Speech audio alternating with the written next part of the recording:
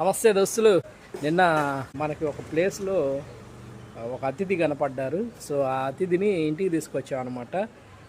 Road మీద కనపడ్డారు, తెచ్చాము, చూపిస్తా చూడండి. సో ఇతగాడే అతిథి రోడ్డు మీద వెళ్తా ఉన్నాడు. కొద్దిగుంటే కారు ఎక్కిచ్చేసేవాడిని, చచ్చిపోయేవాడు. ఫస్ట్ నేను మామూలుగా పాము అనుకున్నాను, అది కాదు, వచ్చేసి ఓసర వెళ్ళి. సో రాత్రి నుంచి ప్రయోగాలు చేసాం, ఏదో ఒకటి పెడదాం అట్లా ఇట్లా ఇవి అని చెప్పేసి, కానీ దేనికి రెస్పాండ్ అవ్వట్లేదు, తినట్లేదు. అందుకని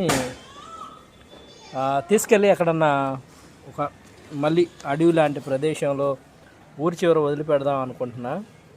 కుదిరితే అలా చేస్తాను, లేదంటే మనోడు ఉన్నాడు, మనోడికి ఇద్దామని చెప్పేసి ప్లాన్ చేస్తున్నా. అది చూడండి, చేయబెడితే భయానికి పాపం వీడు కొట్టి మావాడు ఒకడు దాన్ని భయపెట్టాడు.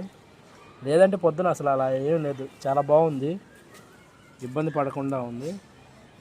కొంచెం భయంగా ఉంది, ఎందుకంటే అడవిలో తిరిగే జంతువు కదా ఇది. సో అడవిలో తిరిగేది కదండి పాపం అది. దాన్ని అలాగే మనం అడవిలో వదిలేస్తే అదే పురుగు బుట్ర తింటా పోద్ది. మన దగ్గర ఉంటే మనం ప్రయోగాలు చేసాము, ఈగలు వేసాము, దోమలు వేసాము, చిన్న చిన్న పురుగులు వేసాము, ఏ వేసినా కానీ అది తినట్లేదు.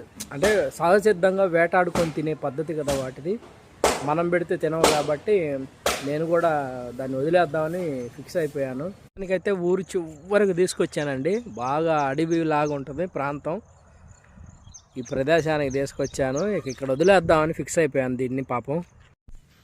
సో ఇప్పుడే చిన్నగా బుట్టలో నుంచి బయటకు వచ్చింది, ఇక దారి పట్టింది, వెళ్ళిపోద్ది. ఇక చిన్నగా ఇట్లా పడి పాపం నాకు ఎందుకో జాలి అనిపించింది, అది చాలా భయపడిపోతుంది. బాయ్ బాయ్ బచ్చే, బాయ్ రా బచ్చే. ఓకే మరి దోస్తులు, ఉంటా.